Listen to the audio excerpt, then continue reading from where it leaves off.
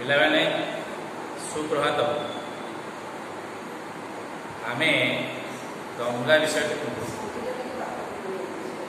आगर पढ़ी सारी आमर लिखापी तुम मान पाठ पठाई तुम लिखि किसी ऑडियो पठाई शुणी एबे ये विषयटी बुझाऊँगी तुम्हें घरे बही देखी ये बुझेवा वीडियोटी देखी अभ्यास कर। गंगा ब्रह्मकमंडल प्रतिगता विष्णु पदा निर्गता विष्णु पदा निर्गता भगवान विष्णुकर पादरू बाहरी गंगा ब्रह्मा कमंडल प्रतिगता भगवान विष्णुकर पादरू गंगा बाहरी ब्रह्मांकर कमंडल को गले। ए विषय केमिति भगवान विष्णुकर पादरू बाहर गंगा केमिति ब्रह्मांकर कमंडल गले ए विषय तुम पाक गोटे ऑडियो पठाई सेटा पौराणिक कहानी तुम्हें शुणव। गंगा स्वस्य जटान्तिके प्रभुरयं स्नेहेन धत्ते शिव भगवान विष्णु पादरू बाहरी गंगा ब्रह्मांकर कमंडल को गले।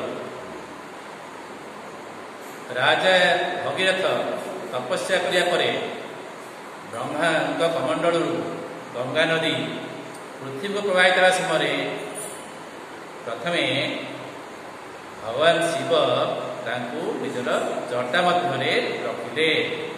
स्नेहेन धत्ते शिव स्नेहेन स्नेहरे धत्ते धरे शिव भगवान शिव स्नेह धारण करे। स्वस्य जटान्तिके निजर जटा मध्य प्रभुरयम प्रभु युक्त अयम प्रभुरयम अयम प्रभु शिव गंगा स्वस्य जटान्तिके स्नेहेन धत्ते यही आम अन्वय करके बुझे। भस्मकुं किलये गतः स गरजा स्तेतारिता गंगया। आमे पुराण कहानी शुणुचे केमिति सगर वंशर राजांकर सगर राजांकर पुत्र माने कपिल मुनि अभिशाप भस्म हो जाते गंगा नदी प्रवाहित हो उद्धार करते। तारिता गंगया गंगा द्वारा से तार पाई उद्धार पाई। भस्मतम किलये गतः सगरजा सगरजा सगरजा संतान माने भस्मतम किलये गतः भस्म हो जाए अभिशाप कपिल मुनिकर अभिशाप। गंगा भगीरथो भुवि ददौ दीपं तदा श्रद्धया भगीरथ तपस्या बल गंगा को यही धरा पृष्ठ को आनी गंगा भगीरथो भुवि ददौ दीपम तदा श्रद्धय गंगा नदी श्रद्धा समस्ते दीपदान करता। गंगायास्तु विनिर्गतः बहुनदः बहुत गुड़िए नदी गंगायास्तु गंगा नदी विनिर्गतः बाहर तो शाखा नदी गंगा नदी बाहर सिंचन्ति भूमि ततः जो आड़े प्रवाहित होती गंगा नदी तार पाखापाखि जमी गुड़िक से नदी में जल द्वारा जलसेचित हो फसल उत्पादित हो। गंगायाः सलिलं पिबन्ति सततं श्रद्धान्विताः मानवाः श्रद्धान्विताः मानवाः श्रद्धारे मनुष्य माने गंगायाः सलिलं गंगाकर सलिल माने जल पिबन्ति सततं सततं पिबन्ति सब समय पान करथांती मनुष्य माने सदाबले गंगा नदीकर जल श्रद्धारे पान करता। गंगायाः जलजन्तवो बहुविधः कुर्वन्ति वासं मुदा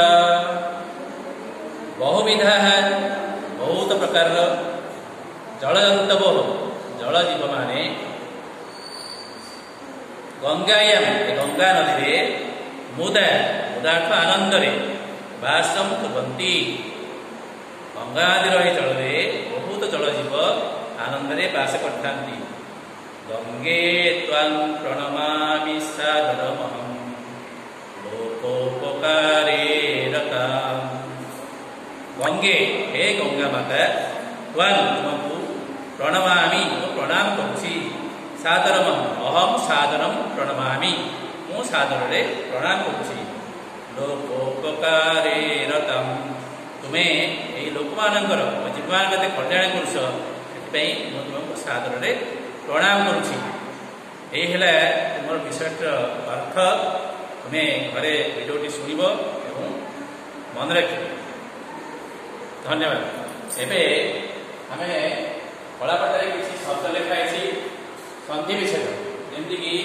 यही विषय में किसी पद अच्छी तार संधि विच्छेद पदार्निगत पदार्युक्त निर्गत जटान्तिके जटायुक्त अन्तिके प्रभुरयं प्रभु युक्त अयम भगीरथ भुवि भगीरथ युक्त भुवि निर्गत निजी युक्त गत श्रद्धानिका है श्रद्धा युक्त अन्विता है सादरमहं सादरम युक्त अहम लोकोपकारे लोको युक्त उपकार ये संधि विस्तार को मन रखिब एगुड़े तुम परीक्षा प्रश्न आसे सब पढ़ बारंबार खाता लिख मन रखिब धन्यवाद।